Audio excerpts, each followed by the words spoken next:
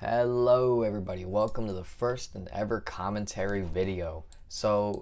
First of all, I want to talk about the commentary that never was. The Brave New World commentary that I hyped and talked about and I said that I was going to do and I never did it. What happened with that?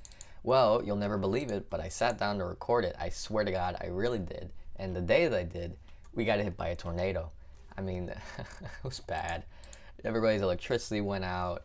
I mean, thankfully it got better, but it was bad. I couldn't sit down to record. My computer wouldn't turn on. There was just no power. There was nothing I could do about it, and there was nothing that could be done.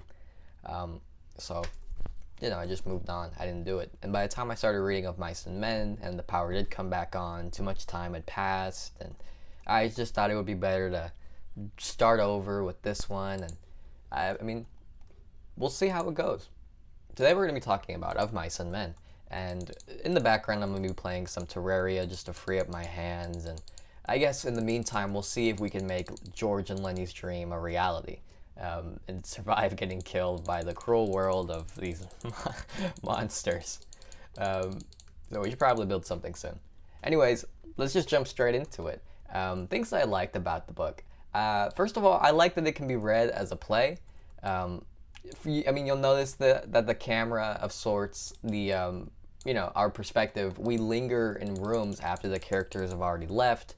There's special attention, what the characters are doing, and all of this just makes it feel like there's some significance to all this. And more so that all of these moments and these things that these characters are doing are organic. And I think organic is the best word to describe it. They feel like real people. And what reinforces this idea, and another thing that I like, is just the way that all the characters speak. They've got this heavy southern dialect that makes it feel like they're real ranch hands who, obviously they spend all their day working. They don't have time to crack open a book and learn the finer points of language. So they speak with words that are apostrophed, and they've got their own slang. They call Curly's wife a tart, which is funny, but they're still calling her a whore. So that's not great. But yeah.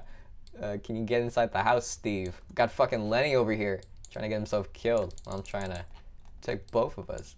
Okay, that's manageable for now. We can speak. Anyways, another thing that I like about the book is that it's short and sweet. It doesn't beat around the bush. It doesn't give you pages of characters doing nothing.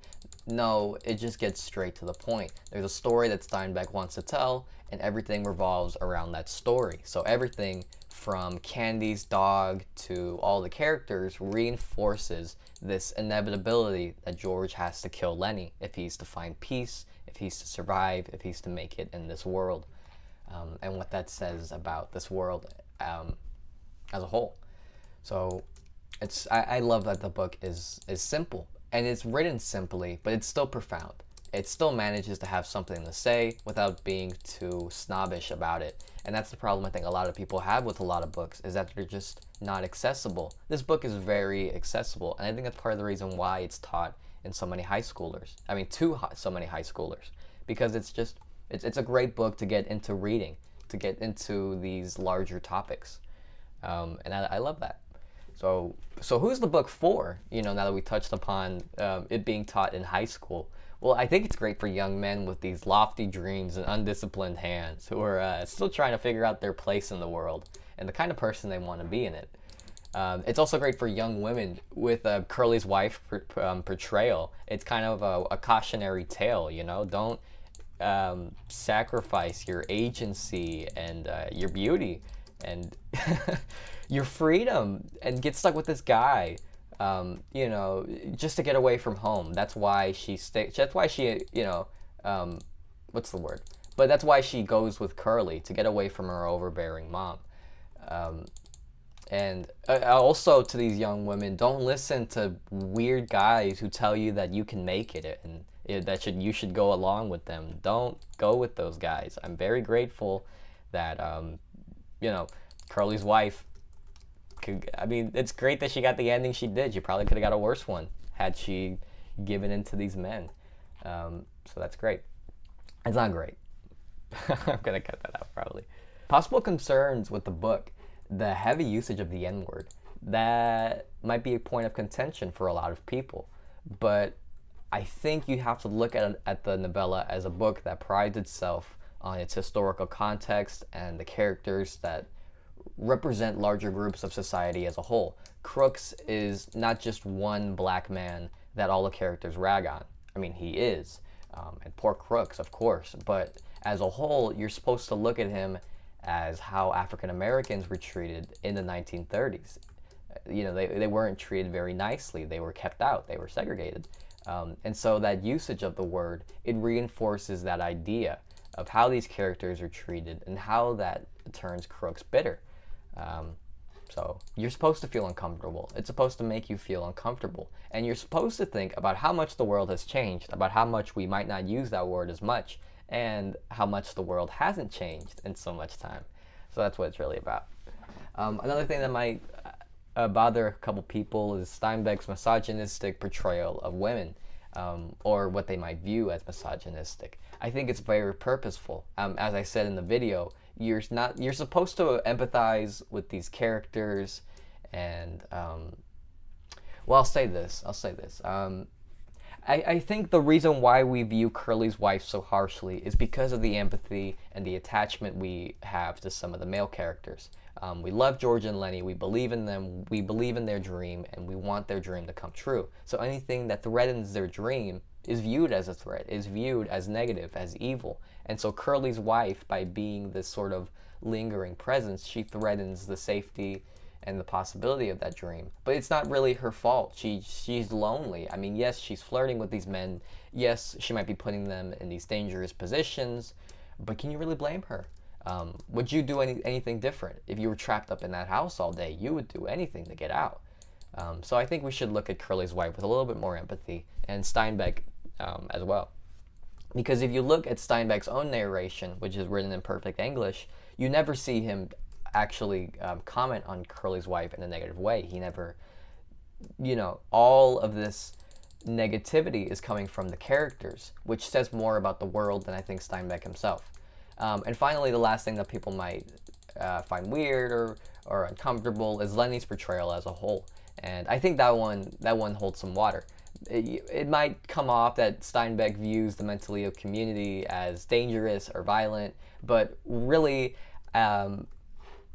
his character is supposed to serve as another representation of how the mentally ill community would have been treated. Steinbeck really did know a Lenny, I think. He knew a man who was mentally challenged, and he did something, and he was punished for it. And so Lenny's character is just to show how people viewed the world largely in black and white. You did things, and you were punished for them. There was only that material surface use. There was nothing beneath that, I guess. But it's through our attachment to Lenny that we lose our faith in the system as a whole, and we view the world as flawed. And isn't it telling that you have to be mentally ill to be kind and innocent in this world? So that's something to think about. Okay, while I gather some resources for the house, we're going to go into a deep dive. I'm going to go chapter by chapter and talk about things that interest me, or things that I just feel like talking about as it pertains to the chapter. So let's get on with it. Okay, I was also waiting for daytime so those monsters would stop attacking me, but now we could actually get to building and talk about the chapters. So chapter 1, beautiful opening. We begin in nature. There's this beautiful depiction of the water and the animals, and it's just so perfect. And it's disturbed by humanity. Fat ass George and Lenny walk up, and it's all ruined. So what does this set up? It sets up the theme that we have this beautiful nature. We have this beautiful blue marble that we've inherited, and we ruin it with humanity. That humanity is evil inherently, or not evil, but it's in our nature to be careless, which is what Lenny's character represents. An interesting thing to note is that we begin and end the story in the same place, by the Salinas River, which reinforces this feeling of inevitability, that this was something that was always going to happen, and something that couldn't be avoided. Which brings me to something interesting. I learned in making this video that Steinbeck's original title for the book was just something that happened, which, as far as book titles go, is kind of boring. Steinbeck, you can do a lot better, and he did do better, thanks to a friend's advice, I think. But you should definitely look into it. I think the making of books is very interesting, and how they're made and the process. There's a lot that you can kind of learn about the book as well if you think about how it's made, which is what I'm trying to say. Sure, guy. So then we're thrown into civilization in the next chapter, where George and Lenny's bond is difficult for other characters to grasp, specifically the boss. He questions it when George and Lenny come up, and he's like, why are you guys traveling together? That seems sort of suspicious. Are you taking this guy's pay away from him? It's viewed as selfish that George is using Lenny for some sort of gain, which tells you what this world is kind of all about. It's about personal gain. You have to put people below you if you want to succeed. It's capitalist. It's American. We also get to meet some of the characters. We meet Candy, this old guy who's missing a hand. Carlson and Slim, I think, make an appearance either in this chapter or the next. But it's in these two chapters that we meet most of the characters, and we see the ranch for what it is. This barren place where people have very few possessions. It's very lonely. And I think that's the prevailing theme throughout the whole novel, a theme of loneliness. Every character you meet in this novel is lonely. And some deal with it better than others. Some, mostly all the white characters, they have distractions and things that they can spend their money on and sort of forget about their pain. But these other characters like Crooks or Curly's wife, who are forced to stay in their positions, don't get the same escapes. So a lot of stuff goes down in chapter 3. We have, first of all, the backstory between George and Lenny. How George came to be Lenny's protector. He saves him from drowning in the river. And I mention this now because I'm probably going to bring it up later. Next, we have the death of Candy's dog, which foreshadows the ending of the book. You know, for some reason, Candy feels this need to turn to George and tell him, George, I should have shot that dog myself. I shouldn't have let no stranger shoot my dog. Why does he say this to him? Obviously, Steinbeck is setting up that Lenny is going to die. We know Lenny is going to die. So why does he have to die? I'll talk about that shortly. But part of the reason is because he's just too brutal. We have the big fight between Curly and Lenny. But before then, Candy joins Lenny and George in their dream, and it's very happy, and Curly comes in, and he sees Lenny smiling about the dream, and then they have their big fight. I didn't bring up Curly in the video because I think his character is pretty simple. He's just a little guy. He's just a little short guy who's very angry. We've all known a Curly, though. So it's not a bad character. He's just very easy to understand. That's what his character is all about. He's a very one-dimensional man, as many of these people are in society. Just because he's simple does not mean I don't think he's well written. I think he's great. As the boss's son, he inherits a little bit of that authority, and he shows it, and it's seen in his boots. Just like his dad, he wears these high-heeled boots to show that he's not a working man. He's the manager. He tells the other people to get to work. But the other workers don't respect him. This authority isn't earned, it's just inherited. Unlike Slim, they all respect Slim because he's earned his position through his hard work and his knowledge of how to drive mules as a skinner.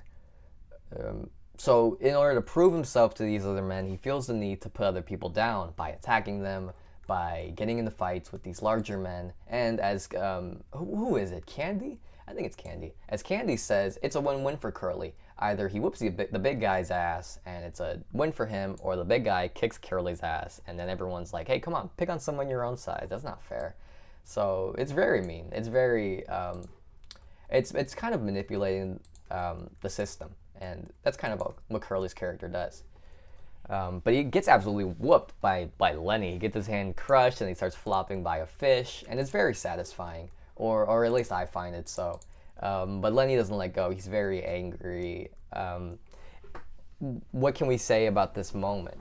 That Lenny, this sort of childlike, innocent character, is capable of so much pain, or inflicting so much pain. Well, isn't that just human nature? These docile, peaceful animal. We come into this world as docile and peaceful, and over time we learn to control it and manipulate it. That is kind of depressing, I think. But he gets his hand crushed by Lenny, which is a good segue into how hands are used as a metaphor for masculinity in this world.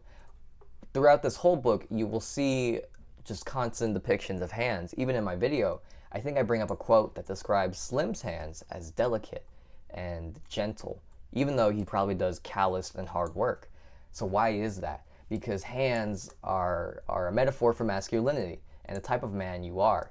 If you're a hardworking man, then your hands are callous, they're worn, they're rugged. Your story is told through your hands, and it's viewed, and your hard work is seen. If you're a boss, or a man who orders the other men to do the work for you, your hands are probably softer. Who's the man with the softest hand on the ranch? Well, by choice, it's Curly, and he tells all the other men this because he's keeping it soft for his wife, which is very dirty. And I don't know how that relates to what I'm talking about, but I just felt like it was important to bring up. Curly is not a very likable character.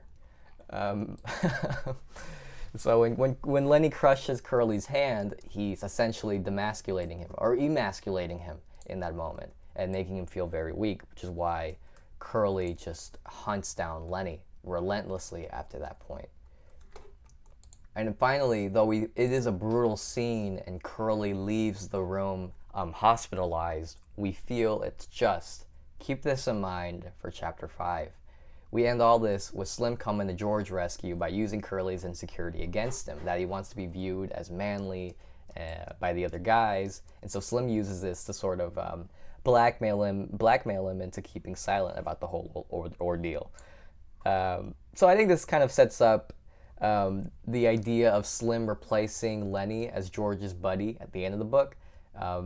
But it also could just be another demonstration of Steinbeck's man crush on Slim. He really loves Slim, and God knows I don't blame him. Chapter 4 is definitely my favorite chapter of the book. We've got a meeting of the weak ones as Curly's wife deems them: Lenny, Crooks, Candy, and Curly's wife. And here we kind of show how loneliness turns people bitter. This first scene with Crooks, who kind of messes with Lenny a little bit to sort of demonstrate how lonely he feels as the only black man kind of in the country for miles, but especially on the ranch. But he messes with him a little bit before warming up completely for him. And we also see this with Curly's wife, who just goes after all the guys and absolutely demolishes them. I love her character. She's just so funny, dude. At one point, she even calls them all bindle bums, which I burst out laughing. I don't know why it was so funny to me. I guess the idea that there would be historical insults and that I had never even thought that there, that could be a thing. It just I don't know. It hit me as very human, and that felt like a very human moment. And it's very satisfying until she starts going after Crooks, which is not very nice. It's not as enjoyable. She goes after him. She bullies him. It's very mean. And we see, and yeah, I talked about it in the video. It's to show how maybe it's in our nature to want to push other people down, to want to feel big by making other people feel small. It's not nice, but I think we can all relate to that. I love Crooks as a character from the depiction of his room, which demonstrates that he's a self-educated man, but he's not noble. He does go after Lenny. I like that the injury, which gives him his name, Crooks, forces him to be in a permanent bowing position to all the other men, all the other white men, I should say, which I think is a great use of characterization and using their depictions to sort of reinforce the themes that their characters are trying to portray. Yeah. All right, I'm gonna finish this roof, and then I'm gonna go to chapter 5. All right, I just gave up on the roof and redid it. I didn't like the way it was coming out. Okay, but chapter 5 is heartbreaking because this is the only chapter where Curly's wife gets to take the stage and tell us her backstory. Excuse me. I think it's very interesting that we only get to hear about these characters through Lenny of Crooks and Curly's wife, as if he's the only one willing to sit down and actually talk to these people as people, even if he isn't really capable of holding a conversation all that well. There's like this innocence about him, and when Curly's wife opens up to him, it's almost like a mother speaking to her baby about her life before marriage. Curly's wife also has a dream, or she had one, a dream of taking the stage, of wearing nice clothes, which he mentions twice, and of the world knowing her name. And the greatest tragedy in this book, besides the ending, is that no one ever knows her name. She dies very violently at the hands of Lenny. Did he mean to kill her? Of course not. But good luck trying to explain that to the other guys. It's a very sad, just tragic chapter. So finally, we're back at the Salinas River. It's chapter 6, the ending of the book. A water snake is devoured by a heron and another takes its place. Lenny is killed by George. The dream is gone. What's the point? What's it all mean? Well, with any good story, there's a few ways to view the ending. You can view it kind of as a story of maturity, where a young boy must abandon his dreams and learn to become a man. George goes off with Slim, who could be the second water snake, and kind of replaces Lenny as George's new buddy. Slim and George are more intellectually matched anyways, and their morals align, but they resign themselves to a life of labor, and, well, a life of labor without love, and they return to the ranch, which represents civilization. So it's very sad. It's a very, it's a tragic ending. Something is lost here. But there's also the Christian interpretation, which makes Lenny a sort of allegory for Christ. When George tells Slim about the moment that he saves Lenny, he talks about how do I put this into words? When George saves Lenny from the river, it can be viewed as a sort of baptism, because from then on he becomes Lenny's protector. He's no longer selfish or trying to be a smart guy. He just wants to take care of Lenny. The dream he and Lenny shared is directly compared to heaven by Crooks. Every damn fool wants it, not a damn one of them gets it. And so in the ending, when George tells Lenny to try and picture it so much that he can almost see it, and he kills him at that moment of rapture, it's merciful, and he grants him passage into that heaven. And finally, there's the fact that Christ dies so that humanity can be saved, but inversely, Lenny is killed so that he can be spared from humanity.